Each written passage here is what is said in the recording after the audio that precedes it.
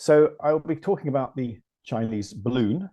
I call it the Chinese balloon rather than the spy balloon because I wanted to avoid being over dramatic. I'm not an expert, as are most other people, on espionage and the technology of espionage. So what I'll really be talking about is the perceptions and the kind of geopolitics of this interesting and maybe highly symbolic issue and what its long-term meaning might be. If you kind of reverse the situation and had an American balloon going over the United States, going over China, you can imagine the response. It's important to stress that no one likes having their space wandered into, even by the most innocent. And they will always make the most dramatic and probably worse kind of inferences when this sort of thing happens. In fact, in 2000, the beginning of the Bush presidency, maybe in 2001, but certainly in the early 2000s, there was the famous Hainan spy incident where an American plane violated, according to China, Chinese airspace, and a Chinese fighter plane clashed with it. Indeed, the Chinese pilot died, and the American plane came down in Hainan, and there was a great deal of controversy. In the end, China insisted that the United States apologize. And although the pilots were repatriated, and fortunately there weren't fatalities on their side, though very tragically there was on the Chinese side, it was an incident that looked like it was going to presage a very, very bad period in US-China relations. September the 11th happened, and of course, things changed dramatically. But this is, I think, a good kind of place to start. The timing for this incident is also an important thing to remember. It could not have happened at a worse time. For the more conspiratorially minded, it might be that they feel that this is China really testing the waters and trying to provoke America. But in my mind, America is provoked just by China being the way it is. It doesn't need more provocation to, kind of be subject to. So I'm probably less inclined to believe that this was deliberate, but I'm more inclined to believe that it was a kind of combination maybe of accident, but maybe some intention on the part of the Chinese. That's to say, of course, they have a deep interest in what's happening in America. And it may be that these instances are far, far more common than we have known about beforehand. Some people have said, in fact, there were instances in the past, so this is not so unprecedented. The optics matter hugely in this kind of situation.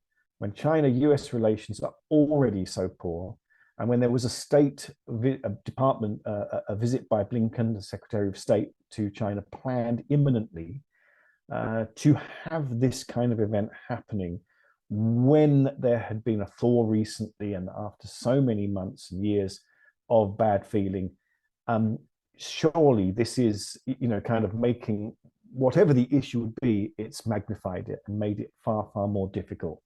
And I think it kind of symbolizes a lot of the issues between the United States and America, the United States and China at the moment. The fact that even simple events can have a greater import because of the type of relationship these two powers have and the sorts of lack of trust, lack of faith, and fundamental difference between the two. To me, it's been interesting to look at more tangible things that even an observer from some way away like I can see. And that is that in a very strange way, this kind of particular event captures the sorts of uneasiness and fears in in the United States about and at China. It's this is sort of question about what we should be wary and fearful about. And I'm not denying that there's many things about contemporary China for outsiders that are and should be a cause of concern and worry and kind of vigilance. But it's a question of degree. And to me, it was interesting that in the end, the Biden administration felt obliged to shoot this object down as much because they needed to show intent and strength towards China, even though it's questionable whether it's sort of actually served any purpose.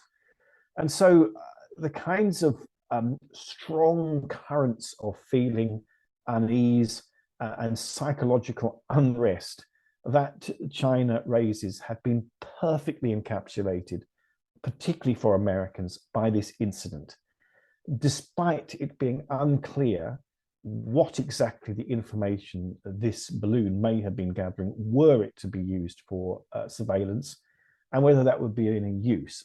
I mean, these were all kind of beside the point.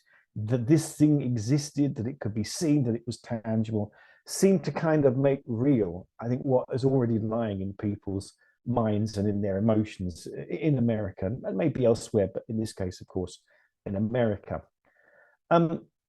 The final issue, of course, is about what I alluded to earlier, and that is intention. With the G20 last year, Xi Jinping very visibly made moves with Biden, basically had meetings. The language of wolf warrior diplomacy has changed in recent months. The Chinese ambassador to the United States, Qin Gang, has returned to China as foreign minister. He has a different approach, a different tone. So a lot of commentary over December into January was about how this kind of showed that China's approach to the world was changing.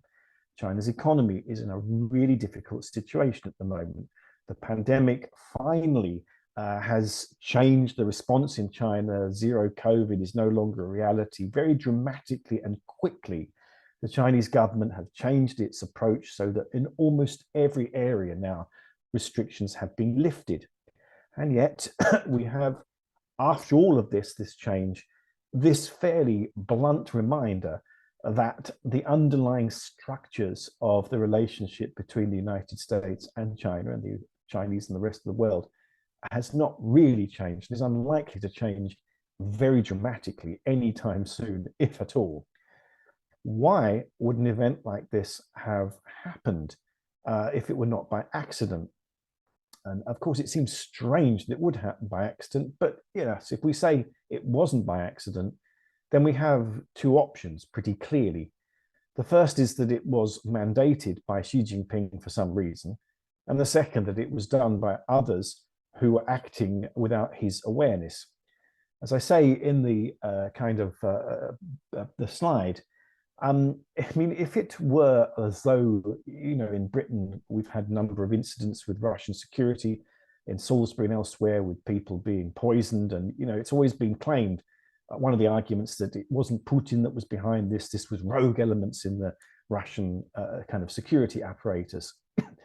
Well, I mean, we have sort of learned, I suppose, with the invasion of Ukraine that Russia is a highly centralized system, and presumably Putin was in charge all along and had a complete overview of almost everything that was happening. The rogue element, there was no rogue element. The rogue element was the man at the top. Now, in Xi Jinping's China, my assumption is that, in fact, it's even more the case. It's very centralized, and all power begins and ends with the man right at the center, particularly after the Congress last October, when all of Xi's men have been brought in. And therefore, it's a very strange thing to think of an event like this happening without his awareness, if it wasn't an accident. And that's kind of really weird, because why, after putting all of this effort into rapprochement with America, it's then all kind of scuppered by an incident like this? This seems to be counterintuitive and counterproductive. One thing that I'll say in conclusion, though, is that whatever the reality of whether this was an accident or not, it's a great example of how things can really escalate quickly.